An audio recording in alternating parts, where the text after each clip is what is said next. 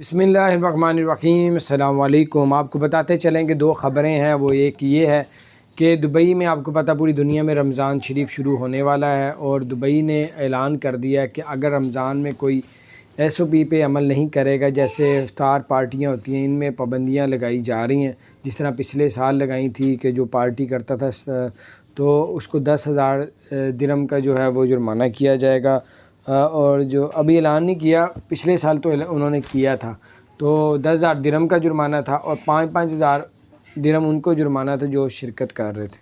تو بہرحال ابھی اس کی نئی پالیسی 1 یا 2 دن میں آ جائے گی، تو آپ کے ساتھ شیئر کریں گے، لیکن انہوں نے بتا دیا کہ پچھلے سال جس طرح ایس او پی پہ آپ لوگوں نے عمل کیا تھا اسی طرح آپ کو کرنا پڑے گا۔